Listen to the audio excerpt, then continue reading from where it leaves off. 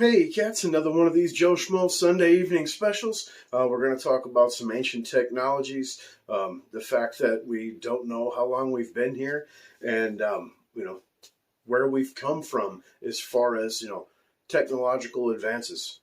All right, you know the deal. You want to hear it? There you go. We're coming to get you!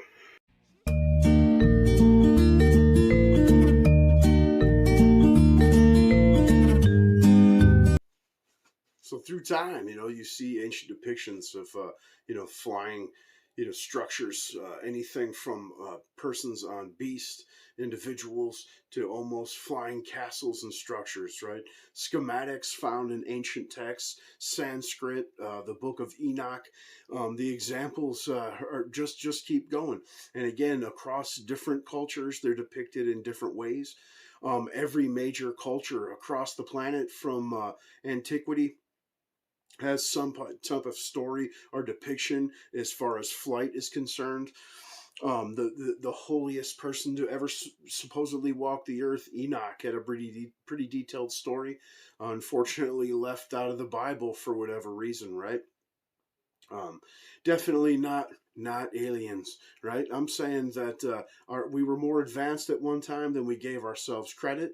I believe that the possibility of some type of flight was so common that it's again in every major ancient civilization's text and art, all the way up to Judeo-Christian. Some of these paintings here from the 1700s, depicting what appears to be pretty obvious flying saucers. Stories have been passed around from generation to generation, but it's more about, losing oneself as far as it's almost like an amnesia, natural disasters, ice ages, pre-Diluvian type stuff. It's pretty hard to pass on knowledge of mechanisms when your fight for survival, is your A1 priority. So again, across all cultures, continents, there's some type of story, depictions, art, and they want you to believe that none of that's real, right? I mean, they want you to believe in thousand-year-old religious beliefs and what have you. But when you show them stuff like this, the Piri Reap, which is a topography of areas that are supposed to be under ice, some of the greatest, largest structures in art that cannot be explained away or duplicated to this day, even with current technology. Um, Obvious use of some type of advanced tooling. I mean, this is beyond, stone tools and whatnot, and backbreaking labor, regardless. And again, I'm not saying aliens. We got examples of power sources, possible light sources, ancient computers, star charts that up until recently were more advanced than our own. Again, calendars. Here's examples of them showing you heat, propulsion,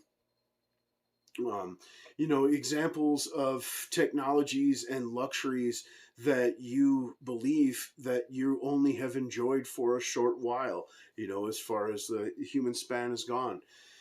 But, it's much closer than that. And what does all these major ancient civilizations have in common? Well, quite a few is a large concentration of mercury, right? Which here is an example of magnetism in mercury causing basically like a perpetual motion or propulsion, right?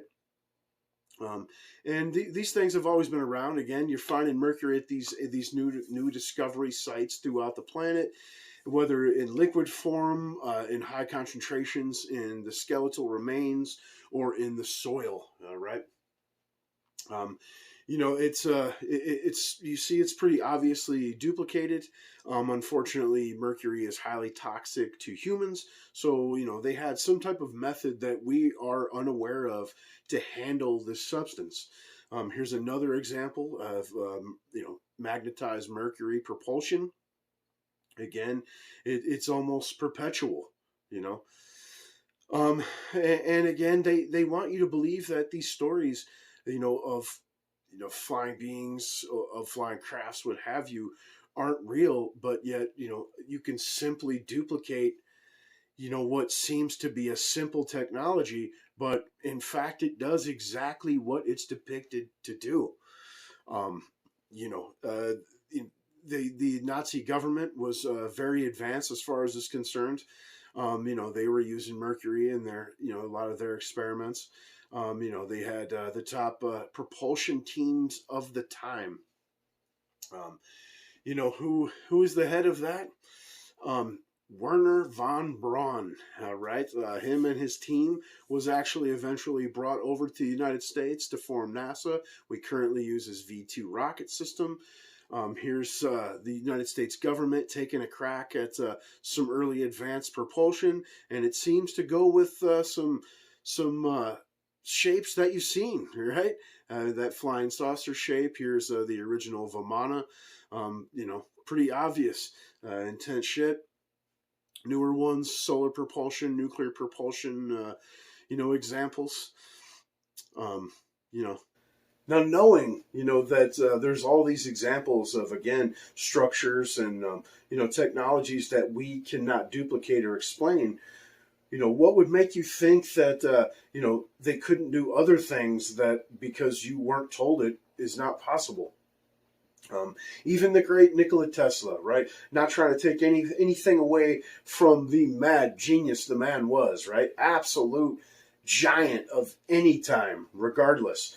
But like the Tesla Tower, right? I mean, he showed that you could use the Earth to transmit power cordlessly, and amongst other things, right? Unfortunately, we'll never know the truest extent of his genius because the United States government, which is at times can be worse than fascist governments we fought in the past, destroyed it all, or at least have kept it under wraps to the point to where it's basically no longer existent. But what's to say that he didn't just rediscover ancient technology? And again, that's not taking anything away because people today can't manage to do it. But you take the obelisks, for instance. Throughout Egypt and whatnot. You see them in Washington, D.C. at this point. I mean, not the same. But the theory is those were actually wireless transmitters for power that was created through a chemical process in the Great Pyramids. Or pyramids around the planet, right? Because again, Tiwanaku, underneath the Temple of the Sun, there's a river of mercury. Chemical burns to be shown inside of the shafts in Great Pyramids. No soot markings as if they had some type of alternate light source to be inside of an enclosure. Working, carving, placing bricks and whatnot. The list just keeps going. But again, like I said, it in my theory, in my mind, it just proves that we're a race with, amnesia. We neither nor know where we're from, nor at this point even seem to really be asking, with a few exceptions, of course. At this point, though, it's pretty insane to me to think that people still believe that our ancestors weren't capable of half of the feats that they've already shown you they are through recent discoveries. They predate everything we thought. We're talking there's areas that predate the Ice Age, by a couple thousand years. Definitely predate Christ by 4,000 to 5,000 years. So those are examples, that again can't be explained away. And the truth is that if we unfettered our mind and untied ourselves from industrial conglomerates, we could probably get the hell off this rock and be a real interstellar race. But until then, profits, baby. All right. Tell me I'm bullshitting. Like, share, subscribe. Fuck off. Smell you later.